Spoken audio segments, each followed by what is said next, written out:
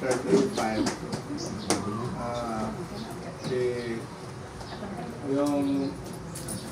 yung mga kawan sa Israel, we are celebrating Jubilee. So 1 year walang taniman, walang ani. Anong gagawin lang nila? Kakain lang sila. At saka yung iba maggamit ng trompeta sa yung horn. So all they have to do is to enjoy. Parang masaya lang sila ba?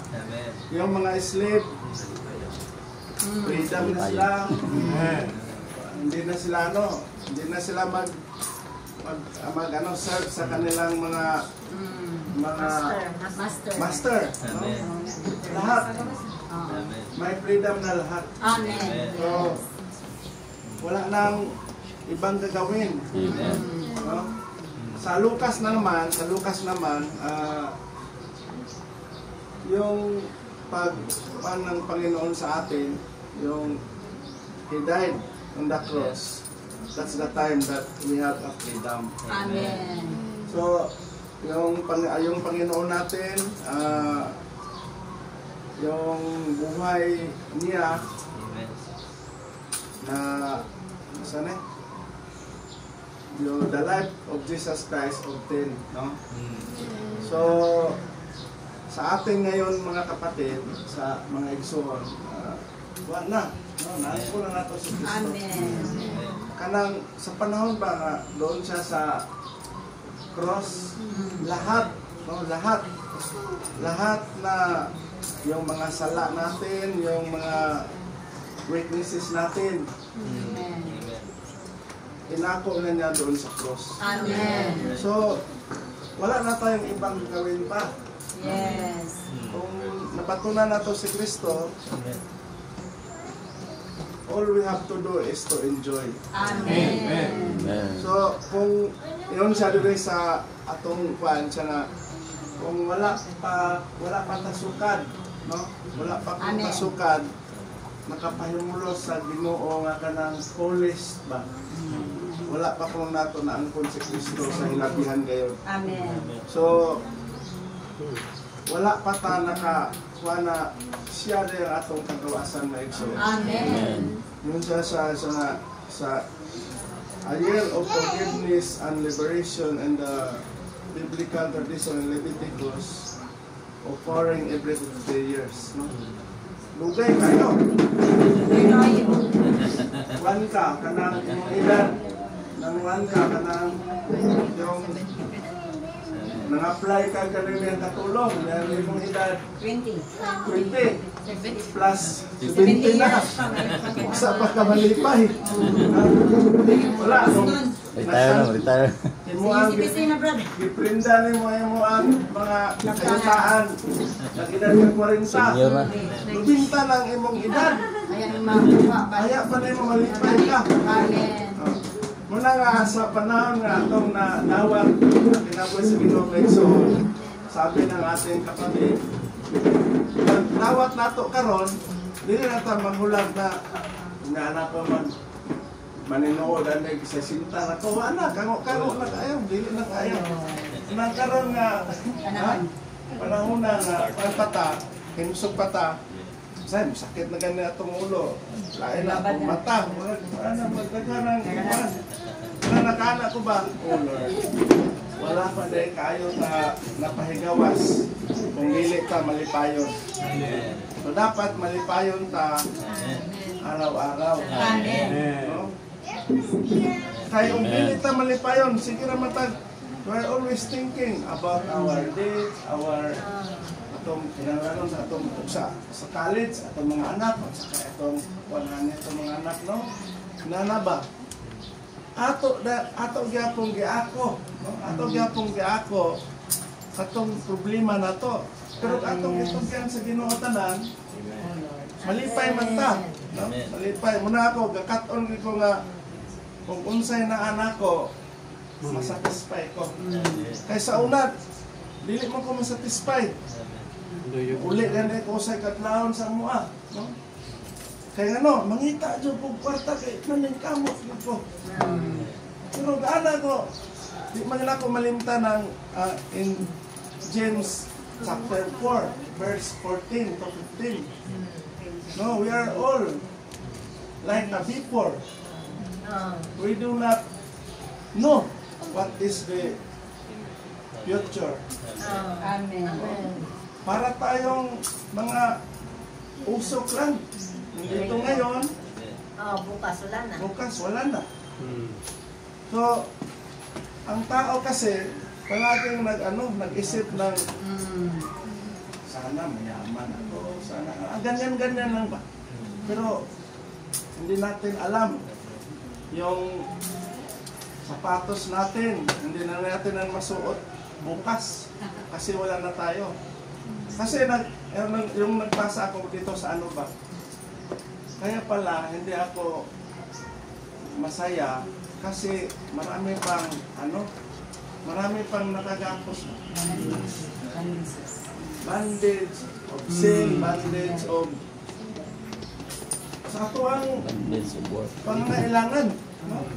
Amen. Dili pa tayo. Yes. Salamat sa Ginoo Maigso na ang Panginoon natin nag-remind us na we need to enjoy. Dili lang every 50 years. Amen. Every hour. Every minute. Amen. Isan o kanang sa atong gipailong na sa Ginoo, narbaho pa ta, eskwela ba ta, negosyo ba ta. Kanang dili man lang mingon na kay unya anak ko mo pahimulo sa Ginoo kung man ako kuan ani trabaho dili man. Kapahimulo sa ka sa Ginoo. Walang trabaho. While ka trabaho. Amen. While ka eskwela, while ka negosyo. Amen. Kapahimulos ta. Nya kung nakapahimulos ta, malipay unta. Kanang na ang panahon na napahigawas ta mga igso. Amen. So kana ra, no? Mapahigawas ta, kung makapahimulos ta. Kaya naman ko yung say nga, basa sa ko aron makapahimulos ko. Naman mo basa ta nga wa ta kapahimulos. Correct. Kanang na basa ko kay para kuan gyud nako ang Lucas 15 kay about the parable of Samaritan. Amen. Lucas 16 sa prodigal son. Sa Lucas 15 prodigal son, no? So, hindi yun. Amen. Yung buhay natin, yung buhay iglesia, dapat palaguin. Amen. Kasi pag hindi ito lalago, matagal na tayo sa buhay iglesia, parang bata pa tayo. Look at the son of brother. Diba? Parang roaming around kasi bata pa yan. Parang po tayo, no? So, kahit alam na natin, hindi pa natin gagawin. Sabi lang natin, no, bigyan mo na akong lakas na loob. Grace. Para bang ganyan ba? Palagi tayong naghingi ng Panginoon. Pero hindi natin alam yung kamatayon niya dito sa cross at nung panahon na ipahigawas na tatanan. Yes. Yung pagpako niya sa cross ba? Doon tayo, we are God making us a freedom. Amen. Wala na, naangko na nato ang kinabuhi sa Ginoo. Kanang nahimo na nato siyang kinabuhi. So, ato na lang yung pahimuslan siya may kaya dili nato pahimuslan. Dili ta maka-feel, we do not feel a freedom of our church life. So, para lang ito lang pala, no? When you are reading the word of God, ito pa lang. Pero after, wala lang, no? Kaya sinabi ko kanina, yung asawa ko kanina, before we punta kami dito, pero bigla lang sa ngayon, at saka so ako lang nagpunta. Sinabihan ko sabi ko, alam nyo na sa Levitico 25, may ano kami ba? Nagpropesahin na kami doon. Amen. Amen. So, kasi pag wala tayong, kasi, kanang daghan tag ika-istorya sa mga igsoon, no? Pero sa ating pamilya, hindi tayo marunong hindi tayo marunong mag-share kasi mahiya tayo. Share ka. Pero, truth ka. Pero, masanay tayo mag-share ng ating mga kapatid sa Panginoon, even they are all our families. Kasi sila yung alam kung ano tayong doon.